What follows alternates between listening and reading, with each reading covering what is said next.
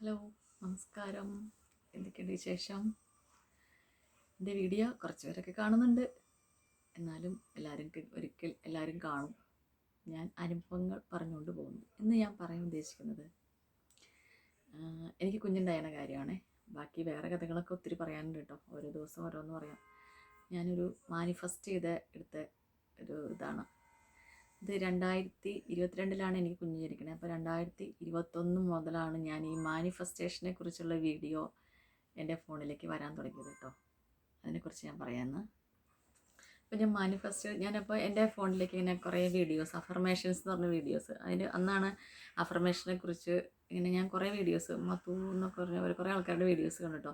അപ്പോൾ അതിനകത്ത് രണ്ട് മൂന്ന് ആൾക്കാരുടെ വീഡിയോ ഉണ്ട്. അതിനകത്ത് ഒരാളുടെ, അയാളുടെ പേര് ഞാൻ മറന്നുപോയി. അയാളുടെ വീഡിയോയിൽ അയാളൊരു കാര്യം പറയണം. അപ്പോൾ അതിനകത്ത് എല്ലാം ഇങ്ങനെ പേയ്മെൻറ്റിൻ്റെ കാര്യമാണ്. പേയ്മെൻറ്റ് കൊടുത്തൊന്നും ഞാൻ പഠിക്കില്ല. അപ്പോൾ അതിനകത്ത് ഒരു പെൺകുട്ടി എനിക്ക് കുഞ്ഞുണ്ടായാലും അയാളിന് പറയാണ്. അയാൾ പറഞ്ഞത്, അയാളുടെ അടുത്തൊരു കുട്ടി പഠിക്കാൻ വന്നു. അപ്പോൾ കുട്ടികളുണ്ടായിരുന്നില്ല. അപ്പം ആ കുട്ടികളോട് ഇപ്പം ഇയാൾ പറഞ്ഞു കൊടുത്തിട്ടാണ് എന്താ ഞാൻ കറക്റ്റ് ഓർക്കണില്ല കേട്ടോ. ആ പെൺകുട്ടി എന്താ ചെയ്തതെന്ന് വെച്ചിട്ടുണ്ടെങ്കിൽ, ആ പെൺകുട്ടി മാനിഫെസ്റ്റ് ചെയ്ത് ഗൂഗിളിൽ നിന്ന് ഒരു ഫോട്ടോ എടുത്തിട്ട് വെച്ചു. എന്നിട്ട് എല്ലാ ദിവസവും അതുപോലെ നോക്കി പ്രാർത്ഥിക്കും, അതിനോട് സംസാരിക്കുക എല്ലാം ചെയ്യും. അപ്പം ഞാൻ ചെയ്ത കാര്യം പിന്നെ പറയാം. അങ്ങനെ ആ പെൺകുട്ടി ഇത് ചെയ്തു. അവരാ ഫോട്ടോ എടുത്ത് വെച്ചിട്ടുണ്ടായിരുന്നു. പക്ഷെ ജനിച്ചു കഴിഞ്ഞപ്പോൾ അതുപോലെ മുഖമുള്ളൊരു കുഞ്ഞ് ജനിച്ചെന്ന് പറയണം. അപ്പം അത് കേട്ടപ്പോൾ എനിക്കൊരു ഇൻസ്പിറേഷൻ കിട്ടി, എന്നാൽ ഇതുപോലെ ചെയ്യണം. അപ്പം ഞാൻ ട്രീറ്റ്മെൻറ്റിന് പോകാൻ വേണ്ടി ഇങ്ങനെ ഇപ്പോൾ മസ്കറ്റിലാണ് നാട്ടിലെ ട്രീറ്റ്മെൻറ്റ്. 2021 സംഭവം. അപ്പോൾ ഞാൻ നാട്ടിൽ വന്നതിന് ശേഷം ട്രീറ്റ്മെൻറ്റ് ഒന്നും സ്റ്റാർട്ട് ചെയ്തില്ല, ജസ്റ്റ് ഒരു പയ്യെ തുടങ്ങിയിട്ടുള്ളൂ. അപ്പോൾ ഞാൻ എന്ത് ചെയ്യുന്നത് വെച്ചാൽ, ഞാൻ അവിടെ ഹനുമാൻ സ്വാമിയുടെ അമ്പലത്തിൽ പോയി പ്രാർത്ഥിക്കുകയും ചെയ്തു. ആലുവയിൽ ഒരു 41 ദിവസം വ്രതം എടുത്തിട്ട് തേങ്ങ കെട്ടുന്ന ഒരു ചടങ്ങുണ്ടായിരുന്നു. അതൊക്കെ ചെയ്ത് ഈ ഹനുമാൻ സ്വാമിനെ നല്ല വിശ്വാസമാണ് കേട്ടോ, സ്വാമിനെ എല്ലാ ദിവസവും. പിന്നെ ഞാനിങ്ങനെ ഒരു മാഗസീനിലോ യൂട്യൂബിലാണോ എന്തോ അതുപോലത്തെ വീഡിയോ ഞാൻ പിന്നെ കണ്ടിട്ടേ ഇല്ല. ഒരു പ്രാർത്ഥന, ആ പ്രാർത്ഥന ഒരു ദിവസം തന്നെ ഇത്ര കൗണ്ടിങ് ചെന്നിട്ട് പിന്നീട് നമുക്ക് എവിടെയെങ്കിലും പോണ സമയത്തിന് മുമ്പ് ഒരു 7 പ്രാവശ്യം ചൊല്ലിയാൽ മതി. അപ്പോൾ അങ്ങനെ ഒരു പ്രാർത്ഥന ഉണ്ടായിരുന്നു. അത് ഞാൻ എഴുതി വെച്ചു. അതുപോലെ തന്നെ പറഞ്ഞ പോലെ തന്നെ പ്രാർത്ഥിച്ച്, പിന്നെ എവിടെ പോകുന്നതിന് മുമ്പ് ഒരു 7 ടൈംസ് ചൊല്ലിയിട്ടുണ്ടെങ്കിൽ നമുക്ക് ആ കാര്യം നടക്കും. അതെല്ലാം ഒരു തടസ്സം കൂടാണ്ട് നടക്കുമെന്നാണ് അതിനകത്ത് പറഞ്ഞേക്കുന്നത്. അതുപോലെ തന്നെ ഞാൻ ചെയ്തു. അപ്പം അത് കഴിഞ്ഞിട്ട് ഞാൻ എന്ത് ചെയ്തെന്ന് വെച്ചാൽ, ഞാൻ ഗൂഗിളിൽ നിന്ന് ഒരു ഫോട്ടോ എടുത്തു.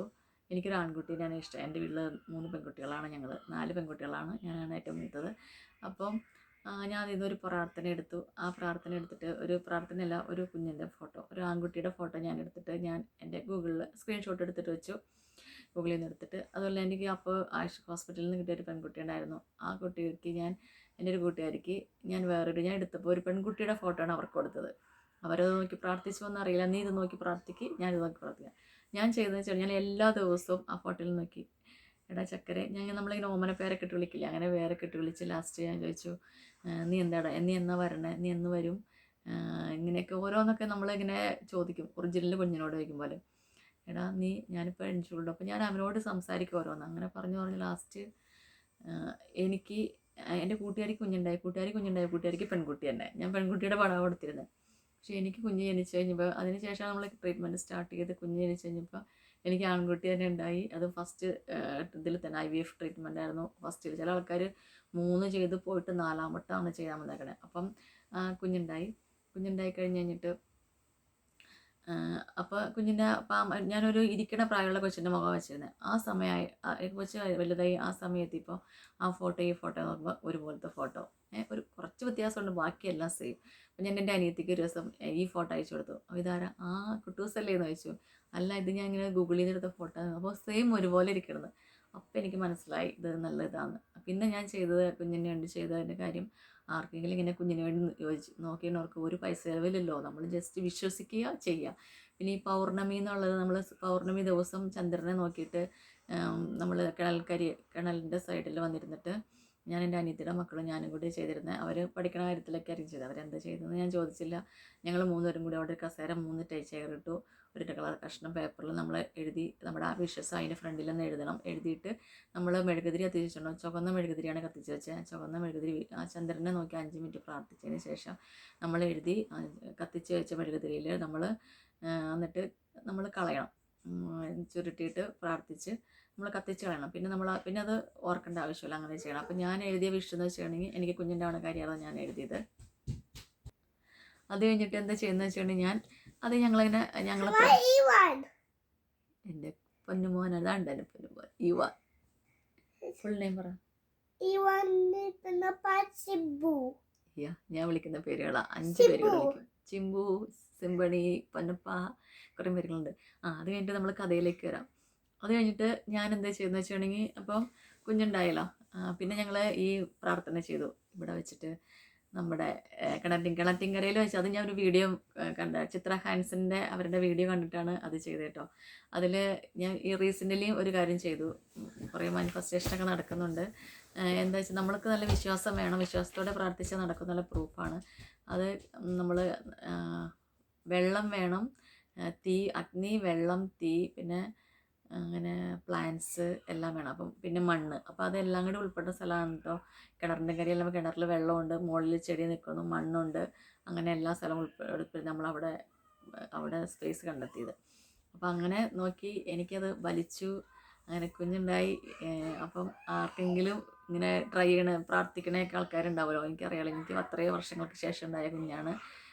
അപ്പോൾ അങ്ങനെ ഉണ്ടെങ്കിൽ ഇതൊന്ന് പ്രാർത്ഥിച്ച് നോക്കുക. ഒരു പൗർണമി, ഏതെങ്കിലും ഒരു പൗർണമിയിൽ ഇതും ചെയ്യുക. പിന്നെ ഫോട്ടോ ഗൂഗിളിൽ നിന്ന് എടുക്കുക. നിങ്ങൾക്ക് ആൺകുട്ടിയാണോ പെൺകുട്ടിയാണോ ഇഷ്ടപ്പെട്ട് കുറേ ഫോട്ടോസ് ഉണ്ടല്ലോ, ഒരു ഫോട്ടോ സെലക്ട് ചെയ്ത് സ്ക്രീൻഷോട്ട് എടുത്ത് ഫോണിൽ വയ്ക്കുക.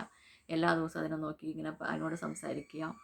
അതാണ് വരാൻ പോണേ. അപ്പോൾ പിന്നെ നമ്മൾ കുഞ്ഞ് വൈറലായി കഴിയുമ്പോൾ പിന്നെ ഞാൻ സങ്കല്പിച്ച് പ്രാർത്ഥിച്ചെന്താണെന്നറിയോ, എല്ലാ ദൈവങ്ങളും, ഞാൻ ഗണപതിനെ ഒരു പ്രത്യേക കുഞ്ഞ് പ്രഗ്നൻസിയിൽ പ്രാർത്ഥിക്കുന്ന ഒരു ഗണപതി പ്രയർ ഞാൻ ഗൂഗിളിൽ നിന്ന് എടുത്തിട്ട് യൂട്യൂബിൽ നോക്കിയിട്ട് അങ്ങനെ ആ സമയത്ത് പ്രാർത്ഥിക്കാനുള്ള എല്ലാ കാര്യങ്ങളും ഞാനിങ്ങനെ എന്ത് ചെയ്ത് വെച്ചു ഒരു ഫോൾഡറിലാക്കി വെച്ചു. അപ്പോൾ ഞാൻ ഡെയിലി അത് പ്രാർത്ഥിക്കും. അങ്ങനെ ഞാൻ തന്നെ ഒരു ഫുഡ് പ്ലാൻ ചെയ്തായിരുന്നു, ഡെയിലി എൻ്റെ റൂട്ടീൻ. അതുകൊണ്ട് എനിക്ക് അധികം വണ്ണമൊന്നും വെച്ചില്ല, എല്ലാം ലിമിറ്റ്. നമുക്ക് വിശപ്പൊക്കെ ഉണ്ടായിരുന്നു, എനിക്ക് ഇപ്പോൾ ശരിക്കും ഓർമ്മയില്ല, വിശപ്പൊക്കെ ഉണ്ടായിരുന്നായിരിക്കും. പക്ഷെ എന്നാലും ഞാൻ ചോറയ്ക്കാൻ ഒരു കുഞ്ഞു തവി, നമുക്കിപ്പോൾ പക്ഷെ കുറേ എടുത്ത് കഴിക്കാം. അതങ്ങനെ ഭയങ്കര ഒരു സിസ്റ്റമാറ്റിക് രീതിയിലാണ് ഫ്രൂട്ട്സ് എല്ലാം കഴിക്കണേ.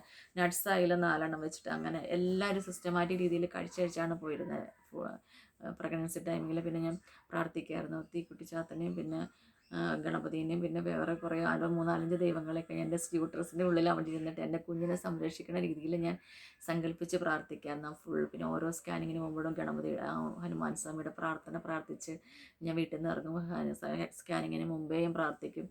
അങ്ങനെ പ്രാർത്ഥിച്ച് എല്ലാം ദൈവത്തിൻ്റെ അനുഗ്രഹം കൊണ്ട് നന്നായിട്ട് വന്നു. അപ്പോൾ ഇന്നിപ്പോൾ 8 മിനിറ്റായി. നിങ്ങൾ ബോറടിപ്പിക്കുന്നില്ല. എൻ്റെ വീഡിയോ എല്ലാവരും കാണണം. കണ്ടവർക്കൊക്കെ നന്ദി, ഒരുപാട് നന്ദി. ഇനിയും കണ്ട് എന്നെ പ്രോത്സാഹിപ്പിക്കണം, എന്നെ സബ്സ്ക്രൈബ് ചെയ്യണം കേട്ടോ. പിന്നെ നാളെ ഇനി ജീവിതകഥകൾ ഇനിയുമുണ്ട്. ഒരു സിനിമയിലെ ആൾ വന്നിട്ടുണ്ടെങ്കിൽ എനിക്ക് പറയാൻ പറ്റുന്ന നല്ലൊരു കുടുംബചിത്രം ഉണ്ടാക്കാൻ പറ്റുന്നുള്ള നല്ലൊരു കഥയാണ് കേട്ടോ. പിന്നെ എല്ലാവർക്കും ഇത് മനസ്സിലാക്കി വെച്ചിട്ടുണ്ടെങ്കിൽ ജീവിതത്തിൽ നിന്നും പല ആൾക്കാരും രക്ഷപ്പെടാം. തിരുവനന്തപുരത്തുള്ള ഒരാൾ പിന്നെ ഇറങ്ങി പുറപ്പെട്ടിട്ടുണ്ട് ഓരോ സ്ത്രീകളെ തേടിയൊക്കെ. അപ്പം അതും കൂടി അടുത്ത കഥയിലൂടെ,